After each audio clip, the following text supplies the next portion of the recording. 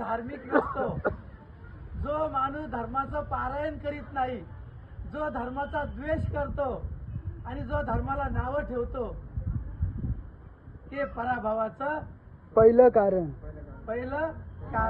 भगवान बुद्धांनी दुसरं कारण सांगितलं.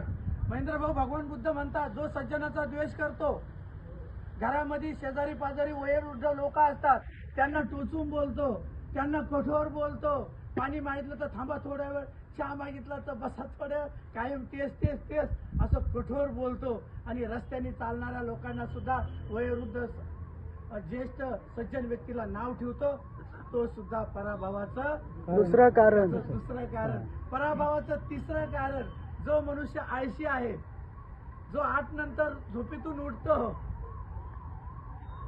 आणि उठल्यावर रागराग करतो, मम्मीला म्हणणार गप बस, अजून टाईम आहे, कशाला उठवलं मला, पप्पाला म्हणणार गप बसा, कशाला उठवलं, आणि चिडचिड करतो, चिडचिड. रात्रभर 12 वाजेपर्यंत मोबाईल पाहत बसतो, तेव्हा झोपा काढतो आणि लवकर उठत नाही. हे पराभवाचं तिसरं कारण. तुम्ही म्हणजे सर्च करीत चाला, मी काय बोलतो हे भगवान बुद्धांनी सांगितलं, मी नाही सांगत. पराभवाचं चौथं कारण, संपत्ती आहे, पैसा अडका आहे, घरदार चांगलं आहे, पण आई बापाला जीव लावित नाही. हे पराभवाचं चौथं कारण.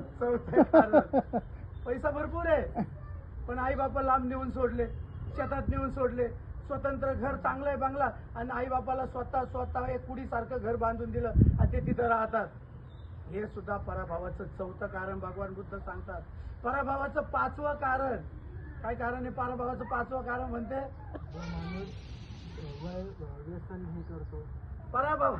पराभवाचं 5वं कारण, जो माणूस संपत्तीचा नाश करतो, दारू पितो, जुगार खेळतो आणि आपली संपत्ती वेस्टेज करतो, हे पराभवाचं 5वं कारण. जो संपत्ती कमवतो, पगार पाणी आहे, 50,000 रुपये पगार आहे, आणि नवरा बायको दोघंच खातात, कुणाला मदत करीत नाही. नातेवाईक आजारी पडले तर कधी त्यांना दवाखान्याला पैसे देणार नाही, कधी कुणी दुःखी राहिलं तर नातेवाईकाला काही मदत करणार नाही, आणि कमवलेली संपत्ती एकटाच खातो.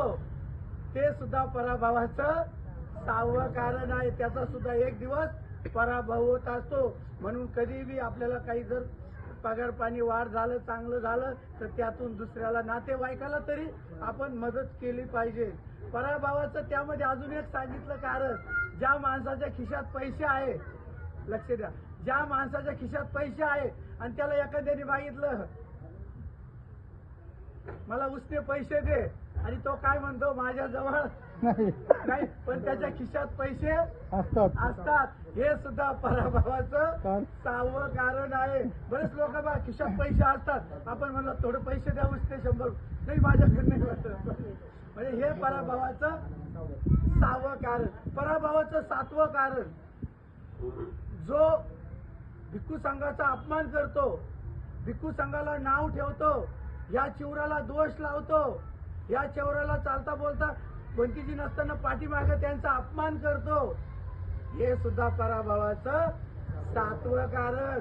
काही लोक इथं व्यवस्थित बोलतात, तिकडे गेलं का भंतीजी असाचे, भंतीजी तसाचे, भंतीजी असे नावं ठेवतात, हे सुद्धा पराभवाचं 7वं कारण आहे. अरे भाई आहे का नाही, आहे मॅडम? हा, तर पराभव हा कुणाचा द्वेष करू नका. बौद्धाचार्य आपल्यासाठी श्रेष्ठ आहेत, भंतीजी आपल्यासाठी श्रेष्ठ आहे. आपण काय भंतीजीला वंदन करत नाही, भंतीजीच्या काशाय वस्त्राला, शिवराला वंदन करत असतो. हे शिवर, आणि मुळातच म्हणजे ज्याचं कर्म झालं त्याला त्या कर्माचे दोष भोगावेच लागतात. आपण न्याय देणारे आणि दोष काढणारे कुणीच नाही. या चिवराने दोष केला तर त्या चिवराला त्याचे दोष भोगावेच लागतात, त्याशिवाय त्याच्याला सुगती लाभत नाही. हे पराभवाचं 7वं कारण. पराभवाचं 8वं कारण, लक्ष द्या, पराभवाचं 8वं कारण, उच्च कुळात जन्माला आला आणि गोत्राचा घमेंड करतो, मी ह्या जातीत जन्माला आलो, हे लोक नीच आहेत, हे लोक कनिष्ठ आहेत, असा जो घमेंड करतो तो सुद्धा एक दिवस पराभवास प्राप्त होतो. हे 8वं कारण. पराभवाचं 9वं कारण, भगवान बुद्ध म्हणतात माणसाचा पराभव का होतो? जो मोठ्या कुळात जन्माला येतो आणि तो सर्वसामान्य व्यक्तीच्या जमिनी विकत घेतो, त्याच्यावर राज्य करतो, त्याच्यावर अधिकार गाजवतो, तो सुद्धा एक दिवस पराभवास कारण प्राप्त होतोय. 9वं कारण कळू उपासकांनो, भगवान बुद्धाने माणसाच्या जीवनात पराभव का येतो याचे खूप छान पराभव सूत्र तुम्ही वाचा. त्याच्यामध्ये तुम्हाला सर्व पराभव सूत्राचे सर्व कारण समजतील. आणि मुळातच म्हणजे पराभव घरात होऊ नये, घरामध्ये अडचण येऊ नये, घरात भांडणं होऊ नये, त्यासाठी भगवान बुद्धांनी तर हे पराभव सूत्र सांगितलं. तर तुम्ही धम्माचं पारायण करा, धम्माचं पारायण करा. बघा, भारतीय बौद्ध महासभा अनेक शिबिरं घेतात, महिलांचं शिबिरं घेतात, पुरुषाचं शिबिर घेतात, आणि त्यातून त्यांना त्यांच्या जीवनात पराभव होऊ नये म्हणून हे संस्कार शिबिरं असतात. म्हणून उपासकांनो, माणसाचा जर पराभव होऊ द्यायचा नसेल तर त्याने धार्मिक असावं. तो कोणत्याही धर्माचा असो, पण तो घरात धार्मिक असावा. त्यांनी सज्जनाचा मान सन्मान करावा, त्यांनी कुणाला नाव ठेवू नये, त्यांनी कुणाला कठोर बोलू नये. काया वाचा मनाने त्यांनी सदैव कुशल कर्म करावं आणि आपलं राहिलेलं आयुष्य चांगल्या पद्धतीनं व्यतीत करावं. उपासकांनो, बाबासाहेबाचा प्रसार करताना बाबासाहेबांनी धम्म मुवमेंट दिला आपल्याला. भारतीय बौद्ध महासभा बाबासाहेब आंबेडकरांनी स्थापन केली. समता सैनिक दल बाबासाहेबांनी स्थापन केलं. मी तर म्हणतो प्रत्येक घरात एक बौद्धाचार्य जन्माला आला पाहिजे. नका भंतीजी, लवकर लोक होत नाही, भंतीजी होत नाही म्हणून मी आज 10 भंतीजी युपीवरून बोलावले. आम्ही एक भिक्खू संघाने संकल्प केला, जिथं बुद्ध विहार असेल तिथं भंतीजी ठेवायचे. उपासकांनो, भंतीशिवाय धम्माचा प्रसार नाही. मला सांगा, तुम्ही आम्हाला नावं ठेवले, पण तुम्ही स्वतःच्या मुलाला जर भंतीजी बनवलं तर तुम्ही स्वतःच्या मुलाला नावं ठेवताल का? नाही. आम्ही बी तुमचेच मुलं आहोत. चुका कुणाकून होत नाही, चुका सर्वांकडून होतात. बाबासाहेबांनी सुटापुटात भंतीजी बनवले की दुसरे तिसरे कुणी नसून बौद्धाचार्य बनवले.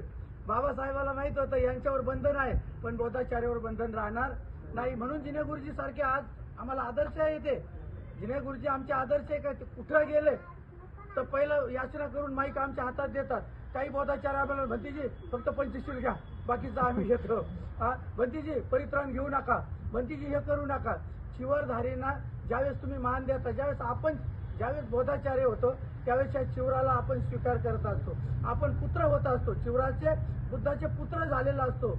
मग मी बऱ्याच ठिकाणी पाहिलं, मला खूप वाईट वाटतं. अहो, ते संगमनेरला आमचे काही बौद्धाचार्य, मी एका कार्यक्रमाला गेलो, बाकीचे उठून गेले.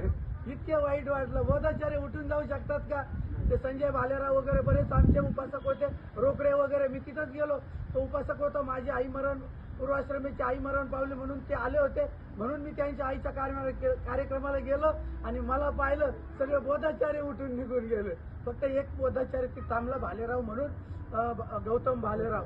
अहो उपासकांनो, हे नकोय. हे बौद्धाचार्य आणि भंतीजी रथाचे 2 चाकं आहेत, धम्माचे 2 चाकं आहेत. तुम्ही जर आमचा अपमान केला तर धम्माला अधोगती येते. कुठंतरी भिक्खू संघ या नगर जिल्ह्यात तुमच्यामुळे उभा आहे. इथलचे 8 भंतीजी उपसंपदा नगर जिल्ह्यामध्ये, आयला नगर जिल्ह्याचे 8 भंतीजी उपसंपदा झालेले आहेत. पण केवळ